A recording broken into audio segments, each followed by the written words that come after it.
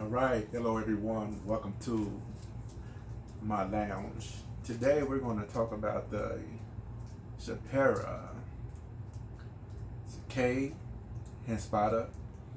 It's haven't tried this one before, but the name is not too complex to try to pronounce. The Sherpa. It's a 2002. It says a company limited edition, but we're going to see how this one tastes. And of course, me, I like to use my punch. Get her opened up. Nice and well seasoned. That's a real good humidor. Let's go ahead and get her cut open here.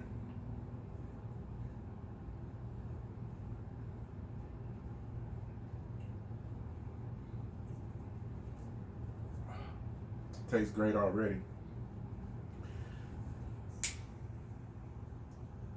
Let's get this guy lit up so I can really tell you what it tastes like. It already has a pleasant aroma, so that's what's good. The burn is nice already, I can tell that already.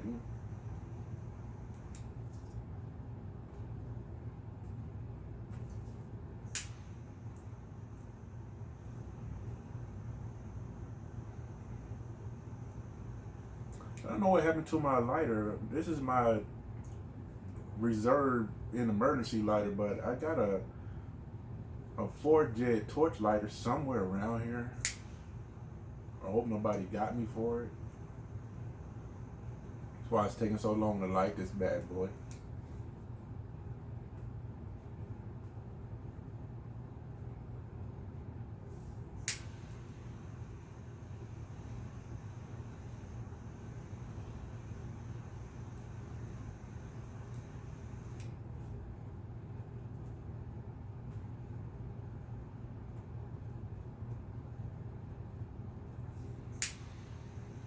Nice.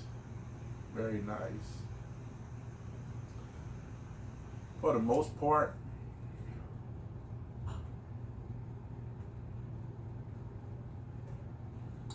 a lot of sticks that I usually get,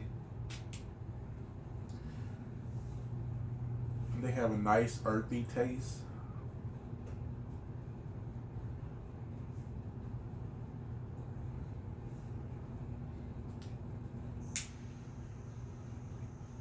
And I like the earthy taste because the earthy taste seems more natural than a lot of the flavored cigars.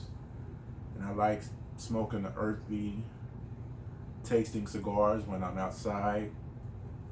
I do a lot of woodworking, and some of the woodwork I do outside instead of inside where I use machines, but I use my hands outside and a knife and maybe a file.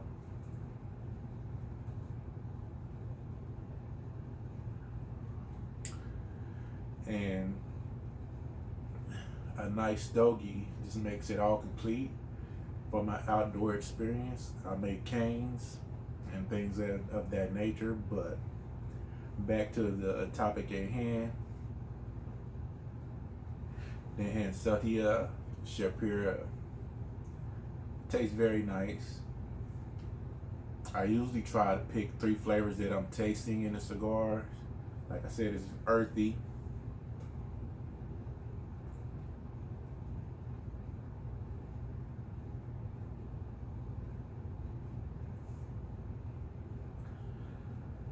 It tastes like a hint of leather. I don't know if you guys ever been in like a leather store and just took a deep breath, or a real leather store where you just smell nothing but leather, and leather is a living organism, so I don't know if they age this in barrels with leather, but I can taste a little bit of hint of leather. And there's a slight taste of an espresso.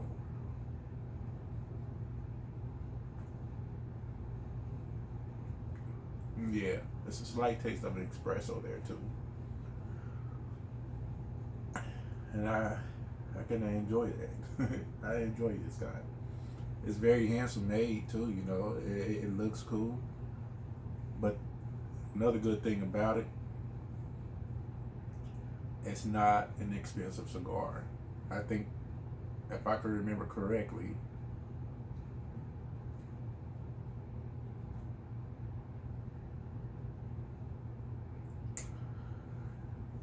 this cigar was probably about $2. Let me see. I'm still new to this, so I don't spend very much on a cigar. So that's kind of how I kind of remember what I spent on some of them. My price range was no more than $4 per stick, and it's aged and seasoned very well. I keep them in that humidor there.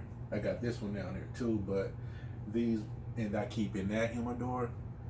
I like to let those season for a good year before I smoke them. So any cigar I buy, the minimum I let it season is for about 6 months. Now, sometime if I'm in a rush or something, I might buy a cigar and smoke it then and there. But usually, I'm buying a cigar, kind of swapping one out, if you know what I mean. I put one in to go to season, and I take one out that's been seasoning for a while. So yes, when I put this one out, I added one to my stash.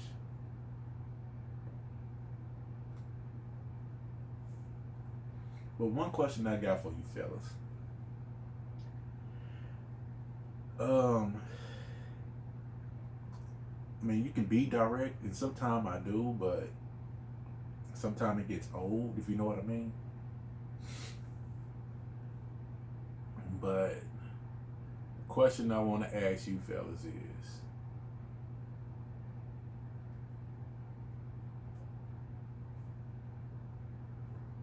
how do you tell your significant other that they breath stink? Okay. Now, sometimes what I do, I blame it on myself and say, "Oh, my breath stink. Let me go brush my teeth," and hopefully she follows along and go do the same. But I don't know if that works all the time.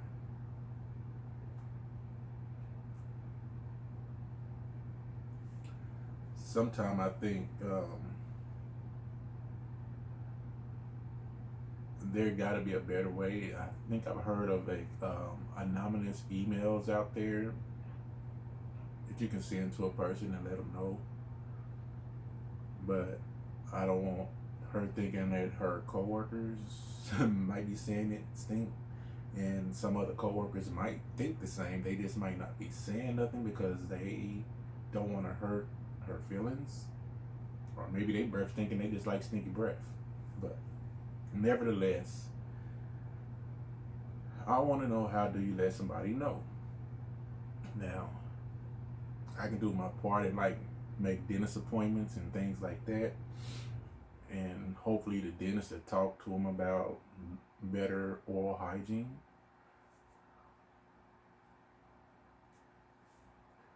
And hopefully I wouldn't have to say nothing, because it will be the dentist's job to let a person know that they got to do better oral hygiene, right? I mean, after all, that is their job. So, and I can't pull the doctor aside and be like, "Hey, can you tell her this for me?" Or, I don't know. Maybe I'm just overthinking this thing, but hey, I want you guys to let me know, how would you let somebody know after you told them so many times? And you don't want to hurt their feelings, because evidently there must be a bad tooth or something in there. So, I mean, just tell me, how would you handle it? I think I'm going to start off by making a dentist appointment, because there might be a bad tooth in there. And maybe that's how I do it. I'm like, "Hey, doc, I think maybe she got a bad tooth because she brushes her teeth, but there's still this foul smell." I think I just answered the question myself. Thank you guys for listening. But if you get a chance, go ahead and try this guy. I don't know if you can see that good right here, but it's the Sherpa, Sherpa. You can see the label. The 2002. It's a company that was established. Let's see, that maybe the company might have been established in 2002. Founder's Choice Sherpa 2002 and Company. K. Hensota and Company is a company that actually manufactures this stick here. It says a limited reserve, lot number 312.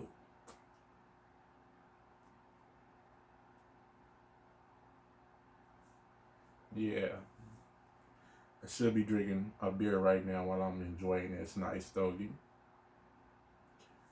I think I'll get up and get one in a minute. Got a little fridge over here. This is a little man cave. I ain't showed you guys my man cave yet. It's a little messy right now, so maybe I'll show y'all that next time. I haven't gotten to showing off my little things yet.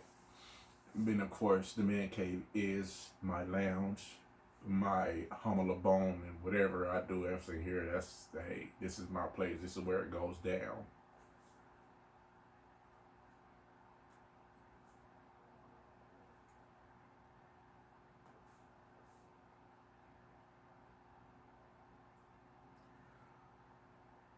Everybody has their way of smoking. Some smoke fast, some smoke slow. I tend to smoke fast. But see, I smoke fast too because is there a real nice feeling of with the drag and then letting it go. And I used to smoke marijuana. I might start back smoking marijuana, but I haven't started back yet. But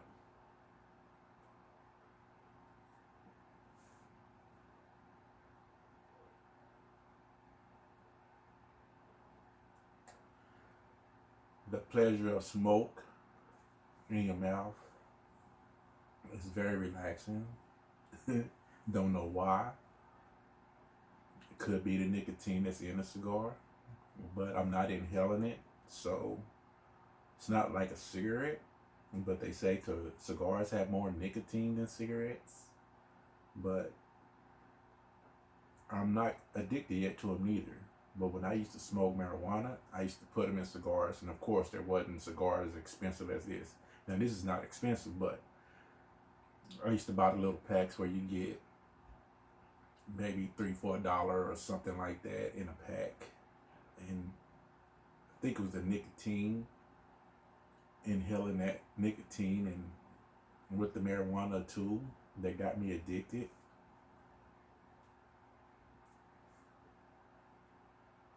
Because what I can do now that's not addicting is I'll make edibles, and the edibles are not addicting, and it doesn't quite give me the pleasure I was getting out of smoking from a cigar, marijuana in a cigar, and neither does a joint. So I think it was the tobacco that I was addicted to when I was smoking marijuana, but that's a different story too.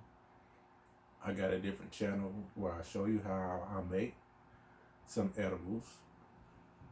All of my edibles, you will need can of butter, and can of butter is what I show you how to make. Everything else is kind of on up to you. As long as you know how to bake and use butter, I just show you how to make the can of butter for your edibles. And like I was saying about my wood making, you know, I got a channel for that. I'll will list all that in the description if you guys want to check me out. And I also might list my Twitter and my Facebook. I don't too much be on Facebook. I kind of go on there to check out what other people are saying, but Facebook is like fake book to me. You know what I'm saying? People just on there because they know you. They give you likes just because they know you. And Twitter is a little different for me.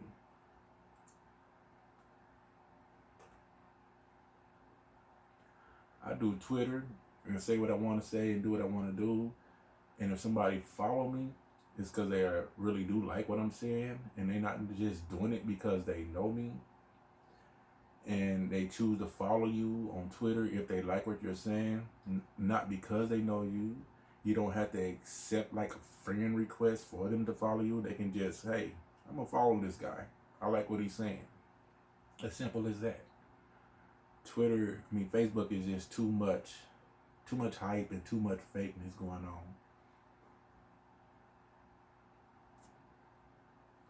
So I might leave my Twitter log, or not Twitter log, but my Twitter bar, or whatever they call it, handlebar, or Twitter name, so you can follow me on there.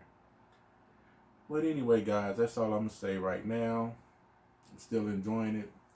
See, the ashes ain't fell off. It got a nice burn. I told you this was gonna have a nice burn when I first lit it up. Look at that burn. I knew this was gonna have a nice burn when I did it.